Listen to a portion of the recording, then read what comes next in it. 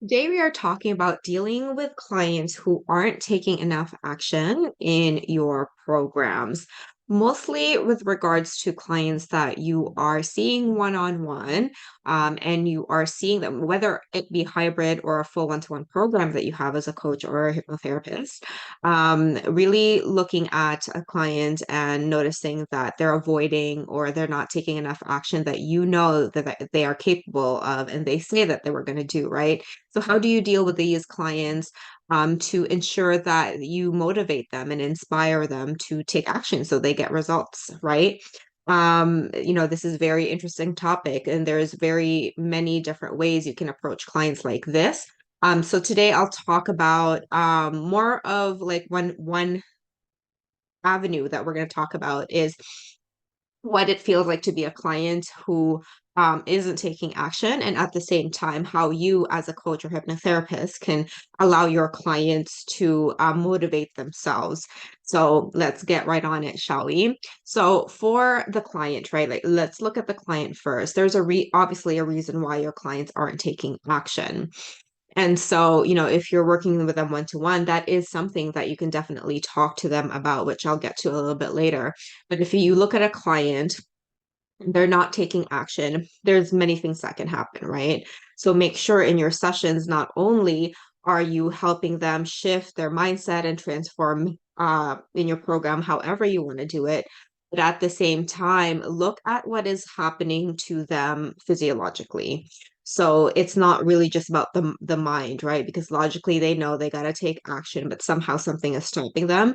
And a lot of the times it is mostly because somehow there's something in their physiology that's, making them go more towards a flight response or a freeze response, right? So as a coach, notice when that happens to your clients. Now, this is a bit more challenging in group programs, especially if you have a group program. That's why I'm talking more about one-to-one. So if you're noticing one of your clients who comes to your calls and does very well, but is going to be like has some sort of block when taking action, then definitely this is something that you could address with your next call and really asking them what is happening physiologically in their body when they take action. And this is something that you really want to explore as well, because it's not just, it's not because your clients are trying to do it maliciously or trying to piss you off with regards to it, right? There's obviously something going on there. So first, definitely explore that. And if you do find that your clients are in this like freeze response or flight response, it would be really good if you used the modalities that you have, especially if you have any subconscious rewiring, nervous system regulation, emotional regulation, or any type of those healing modalities to really help them move through it. Um, Take a look at holistically looking at your clients and being able to help them in that manner too. For example, if you are a relationship coach and you help clients to attract the love of their life, and they're coming into the calls and they're all good in the calls, but somehow they freeze when they're in front of a person, or they don't even take the next step to go out and meet new people. So explore why they freeze, because that is really going to give them a massive impact with their lives, right? It's not just the mindset that want to work them, that you want to work with them on. It's the actual physiology of how they feel whenever they try to do the thing that they want to do, right?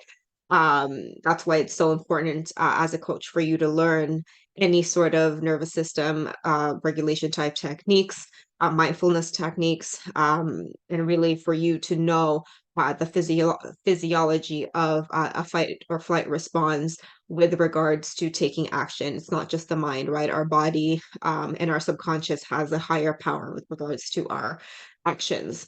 So being really able to be that expert for you as a coach and hypnotherapist to make sure that you not just help your clients within the session, but they're set up with tools afterwards that they can use in order for them to recognize and be self-aware when they're in that freeze or flight response.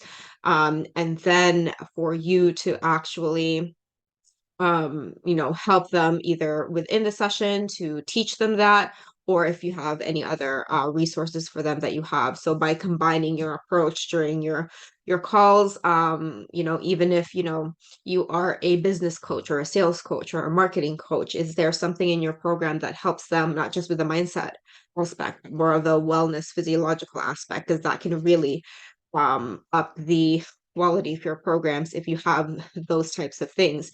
And that's why I truly believe that something like conversational hypnosis is something that all coaches and hypnotherapists needs because it really helps clients to unconsciously just recognize and learn themselves more, listen to their intuition, and self-regulate. Because really, like, let's be honest here, a lot of people these days have a trouble regulating their emotions and nervous system. So having tools in your toolbox that you can give your clients as well is going to be beneficial, not just for you because you get to learn it and apply it yourself, but also for your clients because it's not just the mind. Yes, it is a lot the mind that makes us freeze, and is the factor of procrastination, but there's a lot.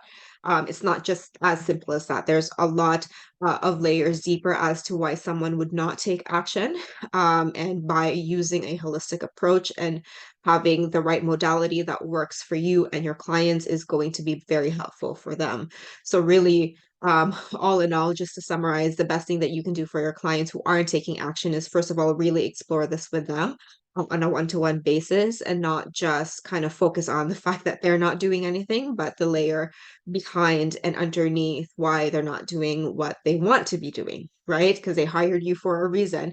But if they're not wanting to do it, then the best thing you can do really is to help them through that. And that way you can model this behavior of, recognizing and also validating that things like this is normal, is a physiological response like a fight or flight response is unconscious, so they don't know that they're doing it, right? They're not being malicious, it's an unconscious process.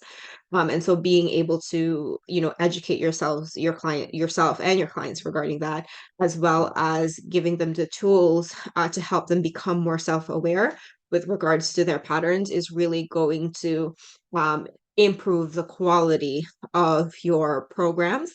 It's going to make a bigger impact in your clients' lives. It's going to lead you to more fulfillment and personal development and growth for you as a coach, being able to deal with challenging situations like these, right? And always remember, as a coach, you can lead a horse to a water, right? But you can't make them drink. So, when you look at yourself, are you being hard on yourself? Have you actually tried everything to help your client?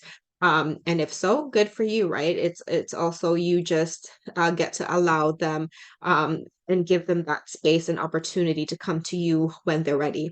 But at the same time, exploring and talking to them honestly and truthfully about it is also going to, not only make them feel safe in going to you faster, but it also speeds up that process of them being able to unfreeze themselves or no longer flight away from the things that they need to be doing and be instead help themselves transform and really help themselves, right? So I hope this helps, and I will see you soon.